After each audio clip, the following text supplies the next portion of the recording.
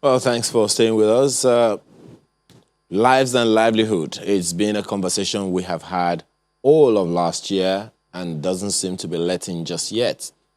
Nigeria's economy is said to be in a recession, which of course was predicted based on all of the things that happened last year. So many months, many people didn't work, and consequently, from what you heard of also from the Minister of Finance, Nigeria fell into a recession, technically, as she said. But then various agencies, various organizations, various bodies have been having conversations about this matter. The organized private sector, most certainly included, part of which is the Lagos Chamber of Commerce and Industry. And the Director General of that agency has been speaking and saying some things that are maybe a little scary, but then perhaps hopeful as well. He joins us this morning to have a conversation. Muda Yusuf is DG, Lagos Chamber of Commerce and Industry this morning. Thank you very much for your time as you have joined us. Well, it wasn't particularly a very good thing to see when you put out that economic outlook saying that Nigerians will see poverty, inflation, and debt worsen in 2021. What, in your opinion, brought us here, beyond the recession, of course? Yeah, thank you very much, and good morning to you, and good morning to our viewers. Well, it's a number of factors, some of which have been highlighted in your background report. But sometimes the headlines, has a way of, projecting some reports and, little sensationalization, if I may say. Things may not be as bad, but things are really very challenging. If you look at what the structure has been or the trend has been with regard to economic performance, I'm talking technically now, from the perhaps the worst contraction that we have had in recent times. That was in second quarter of 2020, it was 6.1%. In Q3, we had a lesser contraction of 3.62%. In Q4, we don't have the data yet, but we are likely to see a much lesser contraction. So progressively, I think things are getting better. We have thought that by this quarter, I'm talking of first quarter 2021, or worst case scenario, by second quarter of this year, we'll have been out of recession. Of course, that was based on the assumption that perhaps by now we will not be grappling so much with the pandemic. Because much of what happened last year was triggered by the pandemic, which affected, the global economy generally. It affected our macroeconomic fundamentals because of our dependence on oil, the collapse of oil prices, and there was a pass-through of that to our foreign reserves, to our exchange rate situation, to inflation, access to foreign exchange. So this was the chain of events that led us to where we are. Unfortunately, we are still grappling with the pandemic, and unfortunately, again, it's even seeming to be looking to even be more frightening and more severe from the stories that we have been hearing from the relevant agencies. So that again is a major concern. The government is now looking again at possibility of lockdown. We are beginning to see some selective lockdown again. We are beginning to see, a possibility of even further lockdown. And globally, we are beginning to see some restrictions as to where you can go, where you can come from, and so on and so forth. So those challenges are there. But, in all of this, we have challenges that are external, which are not so much within our control. We also have, unfortunately, challenges that are internal, some of which are within our control. So if we cannot tackle the variables that are external to us, that are not within our control, we should be able to deal with issues that are within our control. And these issues will be around issues of policy, for instance, getting the right policy environment, getting the right investment climate, getting the right dispute resolution system, improving on the security situation in the country, improving on the situation with the ports, the clearance of cargo, the transportation system, the energy system, and the general environment that can, inspire a lot more confidence in the economy. Those things are within our control. So when we are faced with this kind of situation, I think these are some of the things that we should be looking at. It's not as if the government has not been doing something. The government has been doing quite a lot, I must admit. We know what the central bank has been doing in terms of providing liquidity to support investment. The government has also been, trying to push some reforms around the petroleum downstream. We now have the talk about the petroleum industry bill. We have seen what is happening with the electricity tariff, even though some of these policies are not quite popular. But in a situation like this, and if you want to build an economy that is sustainable, some of these things are inevitable. So that is what the situation is. But more importantly, is to create the environment that will inspire confidence, because economic recovery flows from investors' confidence. It flows from Just the trust of one. investment. A good number of things that you have mentioned are quite significant, Mr. Yusuf, but let's decrypt some of these issues that you are raising so people can understand, and then we can, connect the dots, if I can put it that way.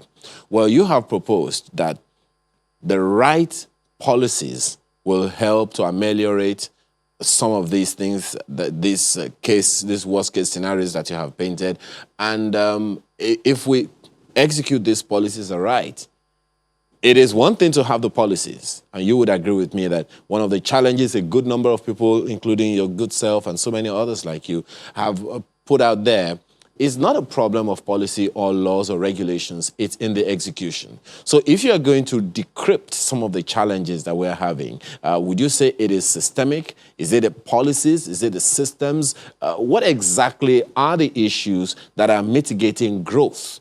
We'll come to the economy proper, the operations of the economy. You've said something about MSMEs, but if we're going to decrypt some of these issues, what exactly are the issues? What are the things that are stemming the tide of growth in the real sector or any sector of the economy?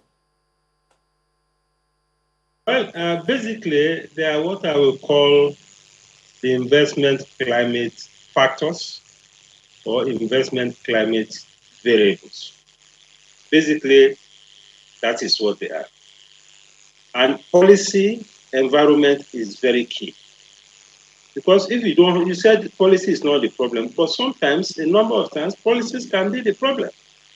Because if your policy is not right, there's no way you can incentivize investment. And when we are talking investment now, we are not talking about just local investment. We are talking about even foreign investment. Because if the economy is down, you need to inject some oxygen, some energy into the economy. And this will come either from the way we are able to boost consumption, for instance, in the economy, the way we are able to boost investment in the economy, or what we're able to do about exports. Basically, these are the key things. So if you take the policy environment, for instance, the foreign exchange policy environment is very critical to investment. It's very critical to the inflow of capital.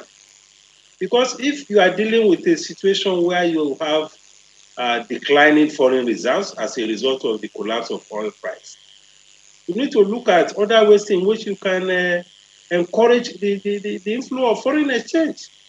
One of those ways is, for instance, is the diaspora remittances. Annually, we have over 20 billion US dollars inflow into this economy from diaspora remittances. Happily, the CBN only recently came up with some policies, at least to create an environment that will encourage a lot more of those remittances to come in. It's a policy matter. The more we're able to liberalize those inflows, the better for the economy. So we commend what the CBN has done around that, but we need to still look, dig deeper and see what other things we can do to encourage more of these funds to come in. This is what happens in many other economies around the world. It is not enough for government to be directly injecting capital. It is more important, that is important, of course, but it's even more important to encourage other capitals to flow into the economy. Then we have the foreign direct investment. Well, on The that, foreign direct Mr. investment Yusuf, is just one critical. moment.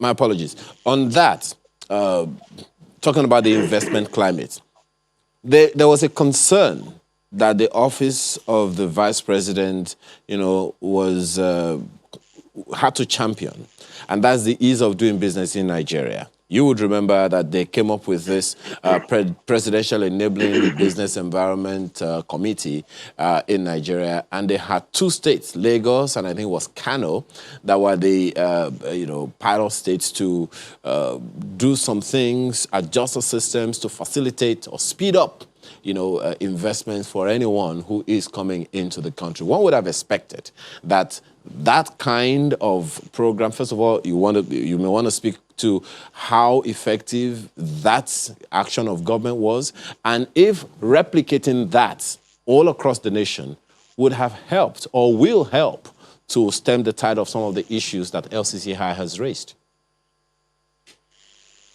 Well, that is important, but Ayo, it is very important that I land on this policy conversation. I will come back to what you said. We need foreign direct investments. The foreign policy, the foreign exchange policy environment is also critical to that. We have been talking about exchange rates unification and all of that. That is even part of what we have in the economic sustainability plan of government.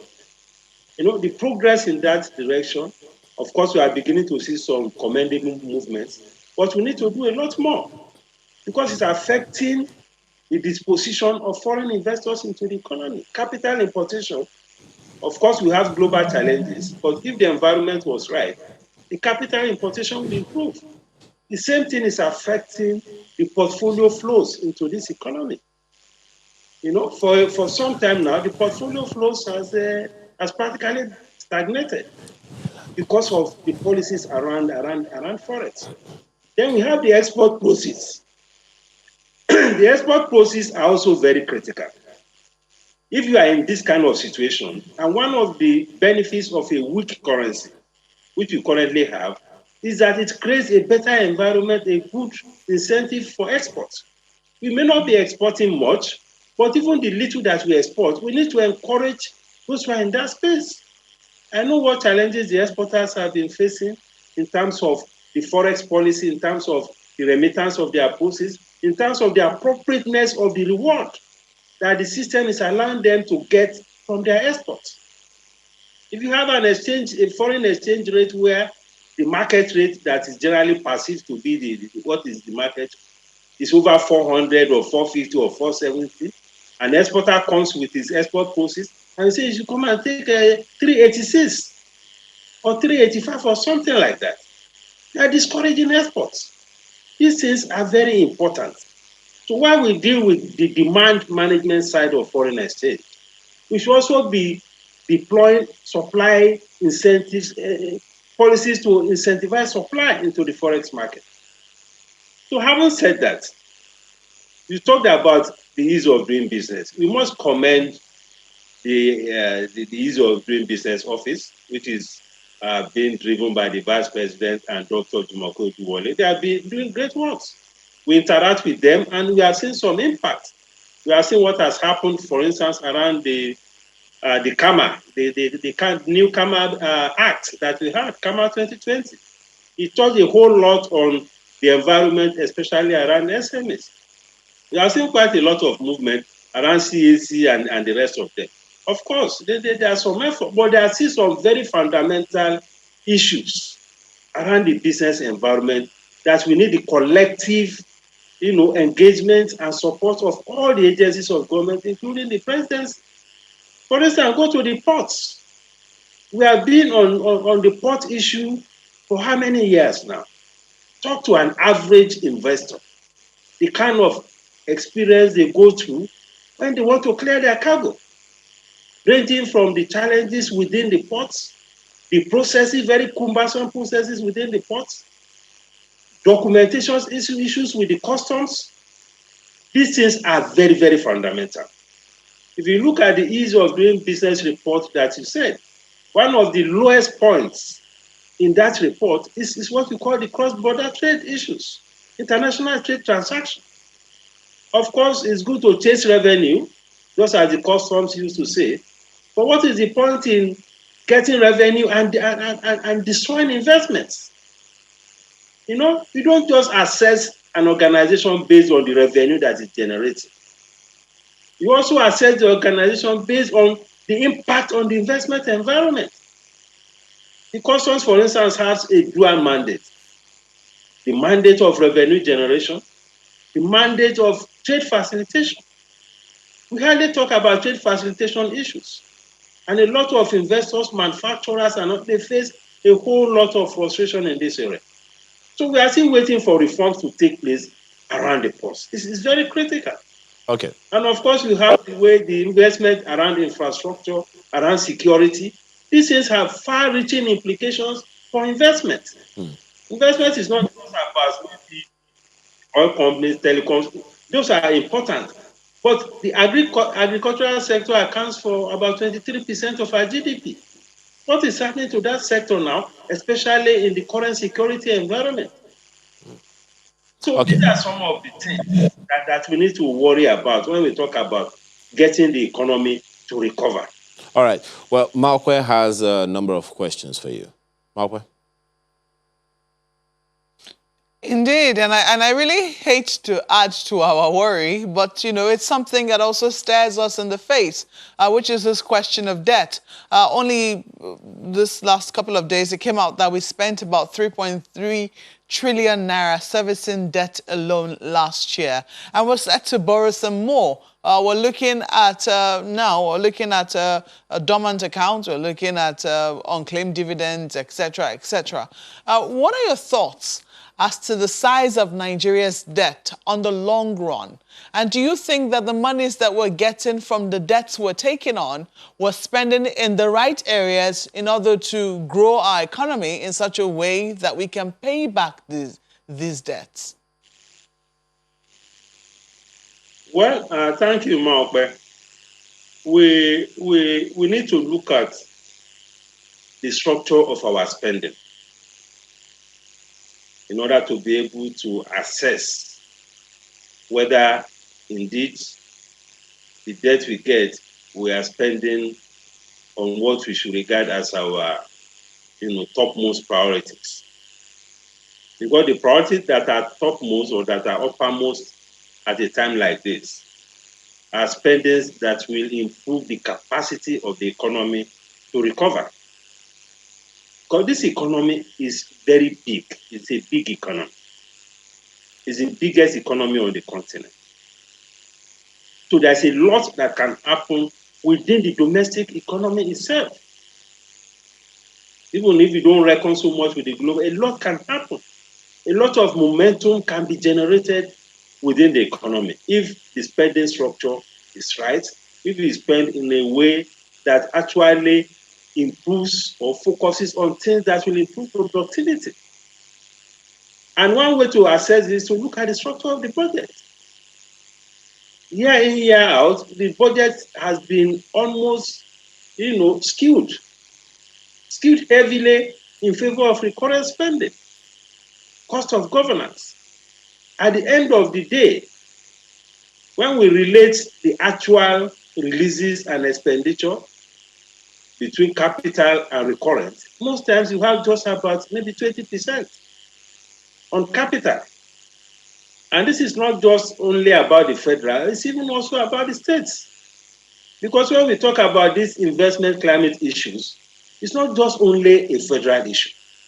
Because we tend to focus almost entirely on the federal government.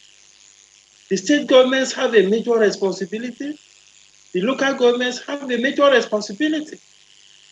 And in these two levels of government, there are all sorts of accountability issues that sometimes we don't focus on to ensure that those who are in charge of the resources of the nation are also accountable across all levels of government. Now, even the little capital component that we have, what component of that are we committing to infrastructure? I admit there has been some progress, railways, investment in the railways and the roads and all of that. But we can do a lot more by the way we allocate resources, by the way we review the cost of governance, so that we can have a much better balance between recurrent and capital expenditure. And not just capital, infrastructure spending. That is what will make the difference. We Question are to seeing some you, inflation figures and Mr. all of Yusuf. that. I hate to interrupt you, but my key question to you is: are you comfortable with the level of debt that we have right now, and especially when you look at where we're spending, our priority for this spending? You've talked about our priorities. There has been some controversy. You've mentioned the fact that, yes, indeed, we have some infrastructure spending, but there have even been controversy as to, where these rail lines are located or which ones we have prioritized.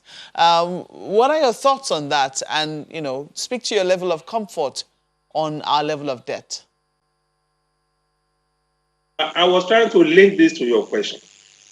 The question is that it is not so much the debt per se that is the problem.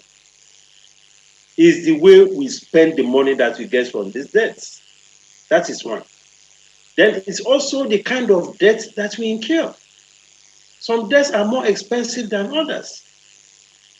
Because if you look at the budget now, just as you said, we are spending over 3 trillion on debt service.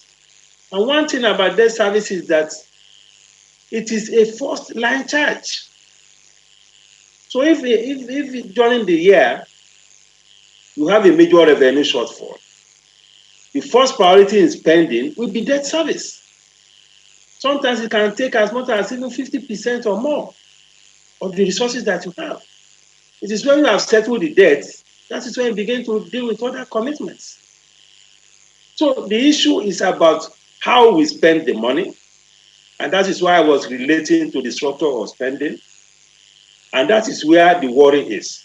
The worry is not so much about the debt, but how are we able to deploy the resources from the debts to ensure that we make the economy more productive, particularly by supporting infrastructure investment and by supporting issues of security. Because security is becoming a major problem now, even in the investment environment. So that is the answer to the question. Yes, just before we close, Mr. Yusuf, my apologies. Fiscal Responsibility Act. Just a moment. Just before we close, speak to that. What you said about MSMEs recording up to 2.7 billion naira loss in the year gone by alone, and what are the hopes for them in this year? Because, of course, as you know, they are quite a number, quite a percentage in the economy. Well, they are very critical in the economy. If we talk about job creation, poverty reduction, and all of that, the MSMEs are very critical. Now, the figure that you mentioned has to do with the outcomes of or the impact of the NSAS, the kind of losses that were suffered, and that was just in the Lagos area. If you take it on a national level, the figure is much more than that. So it was a result of the shocks that they suffered from the NSAS, and even more importantly, from the various lockdowns that we had. Because the SMEs are not that, they don't have the capacity to absorb so much shocks.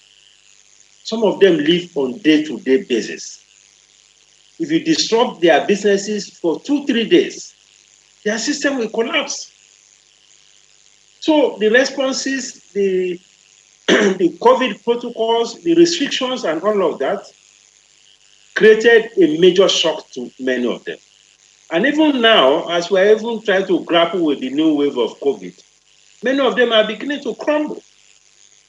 Because some of the key sectors that generate activities for these MSMEs are now practically again under lockdown. They are talking about the entertainment industry, for instance. You look at the impact on the caterers. You look at the impact on those who are doing decoration. You look at the impact on those who are renting the halls, the event centers, the musicians, the tailors, the fashion designers, the makeup artists, all sorts of people make their living around some of these sectors. Well, Mr. So Yusuf, this is why you have definitely given the federal government and the state governments, we weren't even able to talk about the state governments at all, a list, a to-do list this year, and we can only hope that, they will be able to take on these issues that you have raised and help the economy revamp and put, as the Vice President said, money in the pockets of Nigerians. But for now, we have to thank you very much for being a part of this conversation. Muda Yusuf is the Director General, Lagos Chamber of Commerce and Industry. Thank you so much for your time and your thoughts. thank you very much. Thank you. Yeah.